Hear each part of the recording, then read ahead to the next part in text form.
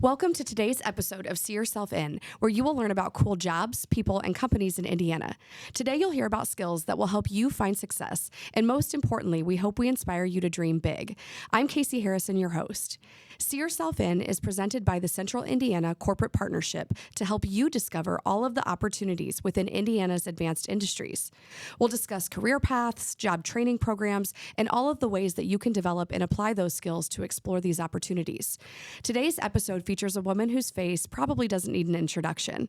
Olivia West is the in-game host for the Indiana Fever and Indiana Pacers, but her accomplishments don't stop when the game ends. Liv graduated from Purdue University before she began her career in the life sciences industry. Throughout her journey, she's continued to create new opportunities for herself right here in Indiana. We'll get to know Olivia in today's episode. Olivia, welcome, and thank you for joining us. Hey, thanks for having me. See Yourself In, Casey. We are not strangers, that's for sure, but It's always great to be able to have a platform to share stories and to just share any wisdom or insights from my own journey. Oh my gosh, I cannot wait to get into your story. I feel like we say it every time, how fast this time goes, but I think this episode is going to fly. So if you're listening, grab a pen and paper. We're going to get right to it.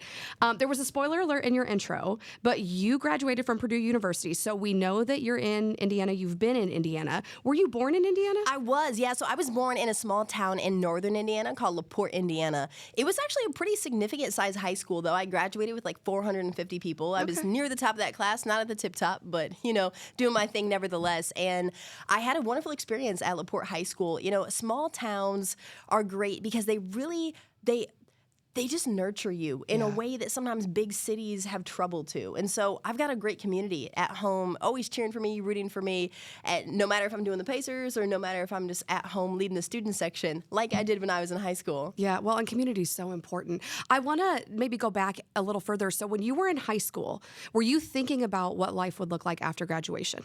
When I was in high school, I always knew that I was going to be successful, but it was almost a naive knowing that I was going to be successful. I knew that if I worked hard, if I showed up, if I asked really great, insightful questions, that would then lead me to some type of success. Now, did I know that it was going to end up like this? Absolutely not. Yeah. But there were seeds that were planted early on that foreshadowed that something like this was about to happen. I think for me, my key to success is truly to be engaged and to be interested. Asking good questions is really the key to unlocking so many things. A door is not going to be unlocked unless you knock, unless you really propose and try to get in there. And so I think with me, it was always just having a really firm belief in myself that I already had the skills and the interest, and it was just finding whatever that thing was that I wanted to couple up with and take off. Yeah. Did you know college would be your pathway? I did know that college would be my pathway, yes, mostly because I needed to buy myself some time. Sure. I also needed to get some further exposure. Sometimes when you grow up in a small place, you can tend to maybe think small, but all big things start small. And so I had such a good foundation, a firm foundation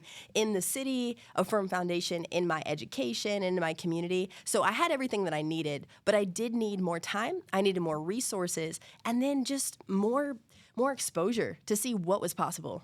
So you went to Purdue. I did. Why Yeah. Purdue? Why Purdue? Boiler up, hammer down. It's the best. It's the best college in the whole city, state, and town. Hey, I mean, listen. So Purdue was actually something that a lot of my family members, many of them went to Purdue to get their education.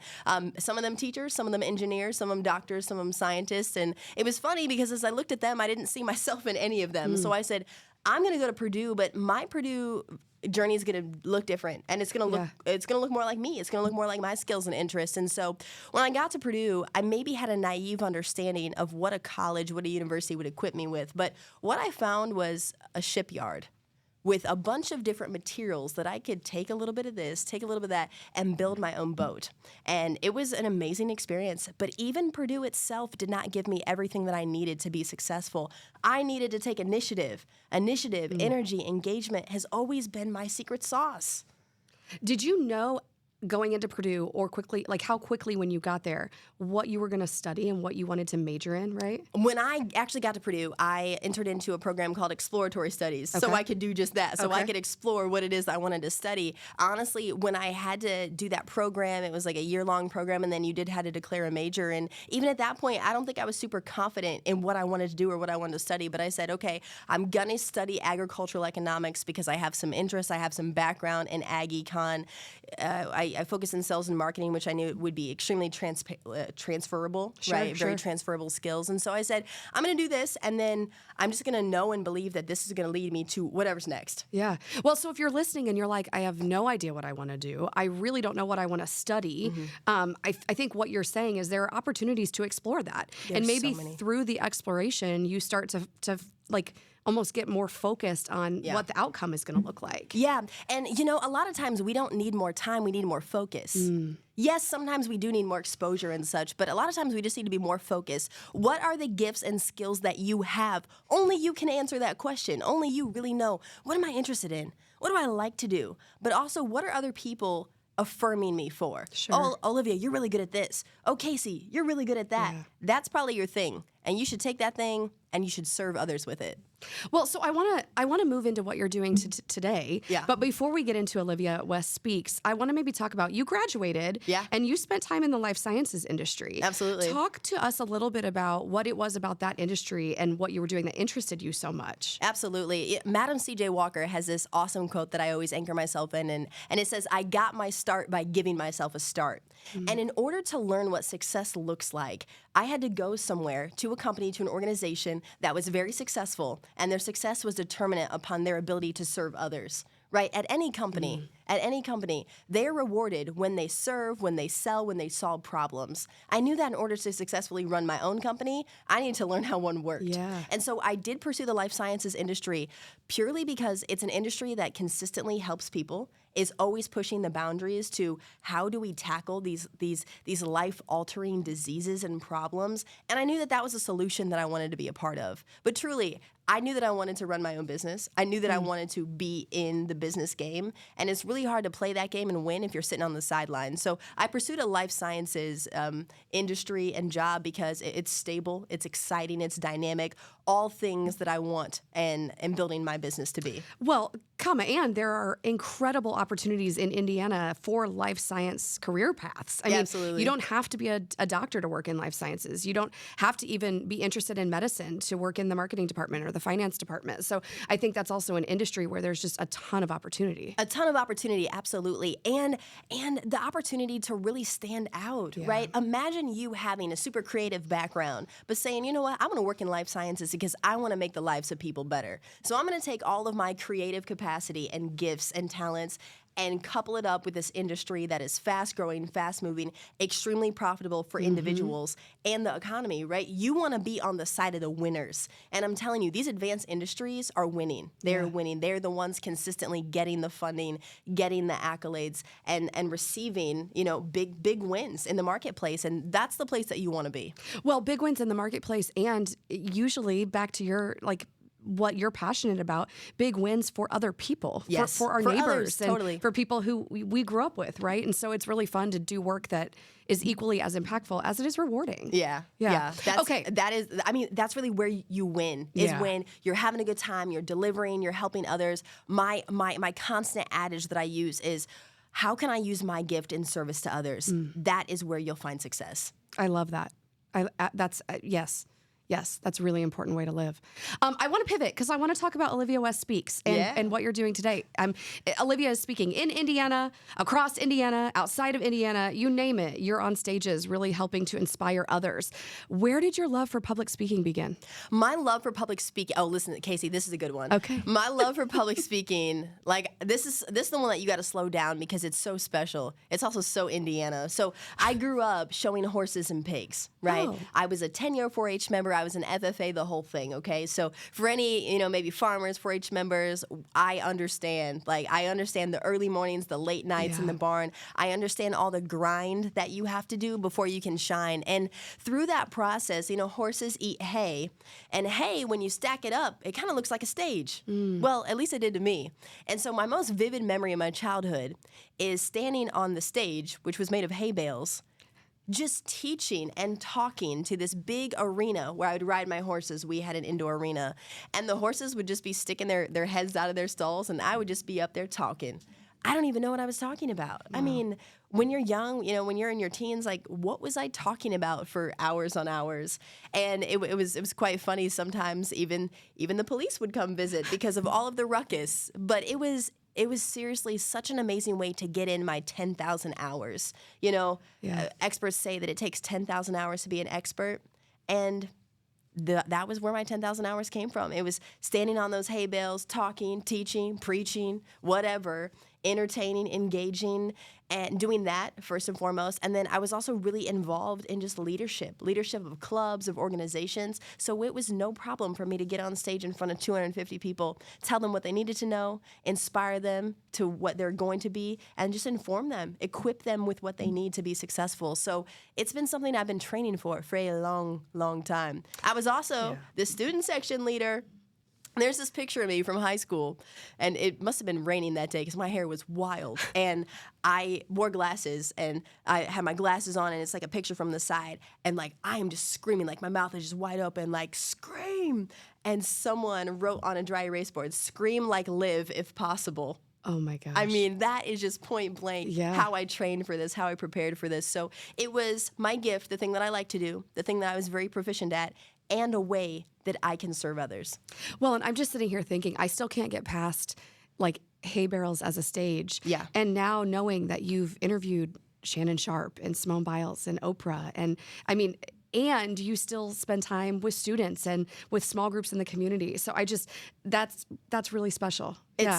It's an absolute privilege. And I know that people say this all the time, but like, I get to do this. I get to do this. Even being here today, this invitation to be on here, I'm like, who's going to listen to this podcast? Oh, students, professionals around the city. I'm in. Yeah. I'm in because everyone has a story to share. We all have so much to share and to give. And that's why I'm here.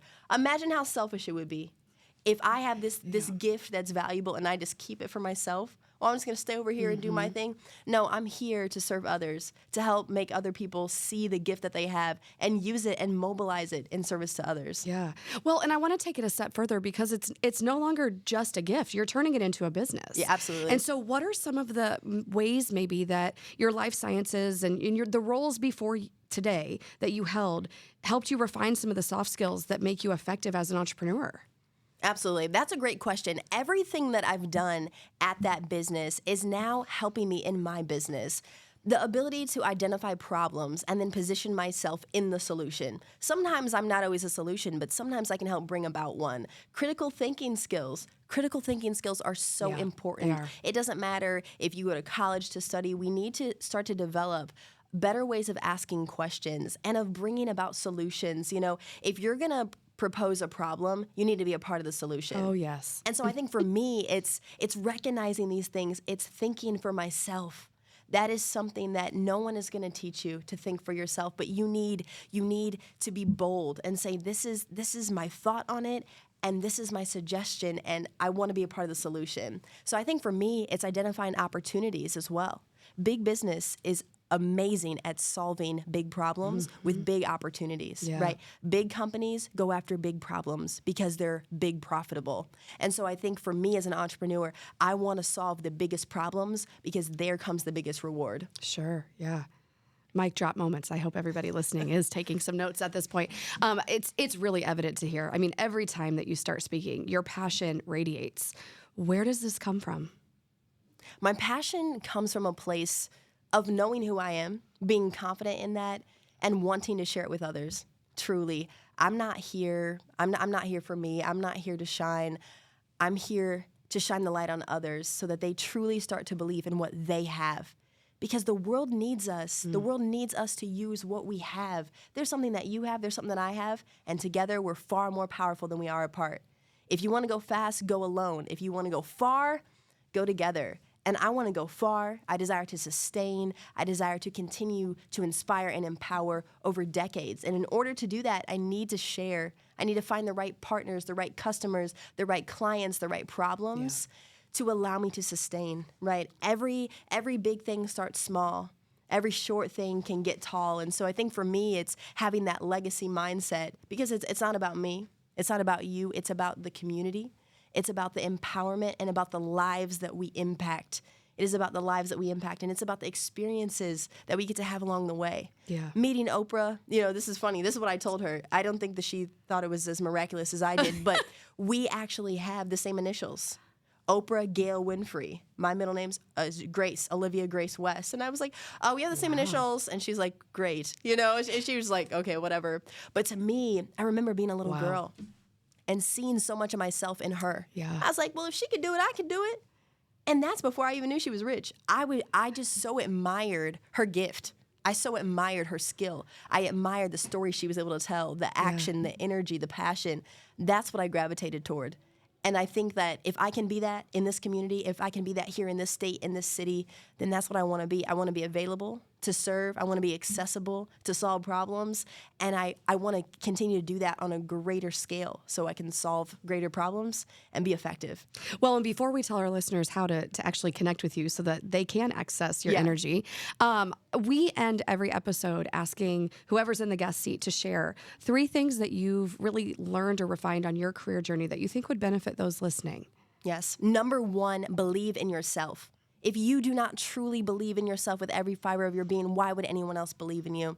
When I got my chance to become the Indiana Fever in-game host, I already had to believe that I had all the skill sets necessary to do so. I had to believe that because then I had to go convince them that I was that already. Sure. And so truly, truly, if you're listening to this, start to believe in yourself, believe in your dreams, believe in the prayers, whatever it is for you, you truly have to believe that that is going to happen, that is going to be true. What you tell yourself every day is what your life becomes. So that's number 1, truly believe in yourself. Number 2, get really serious about finding your gift so that you can use that in service to others.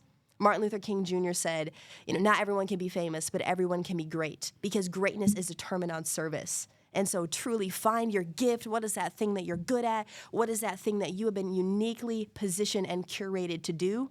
Use that to serve others. And number 3 is truly run this race to win. Don't just play the game, win the game. Don't be okay with sitting on the sideline and watching other people do it. Why not you? Why not you? Run this thing to win. It's going to take a while. It is not a 100-meter dash. It's a marathon. And so pace yourself, take care of yourself, and continue to pursue this thing because you want to win. You want to win because you want to be effective. You want to win because you want to serve. And our ability to do that with bright eyes and an open heart and servant hands, that is where success comes from. Those are my 3 things. Believe in yourself. Number 2, find your gift and use it in service to others. And number 3, run to win. Olivia West, where can people find you? You can find me, if you're in Indianapolis or surrounding areas, of course, at Indiana Pacers or Fever game. That's right. So go Pacers, go Fever all the time. But additionally, check me out on Instagram, live_west_. I'm also on LinkedIn all the time, sharing my story, sharing my journey. And then seriously, in real life, I think a lot of people dedicate a lot of time to being cool on the internet. Yeah. But in real life, in the boardroom, in the classroom, on the streets, how are you serving others? How are you being approachable? How are you being effective? And so, yes, reach out, tap in. My email is also info@oliviawestspeaks.com. If you're hosting an event, you need a speaker, you need a keynote, I would be honored to come and share my journey, my story, and to see how we can bring you and your organization more success. Thank you for joining us today. Thank you. Get in. We're so glad that you were able to join us to learn about Indiana's advanced industries and how you can start or enhance your career journey. Until next time, we hope that you'll be able to see yourself in the unlimited opportunities in Indiana.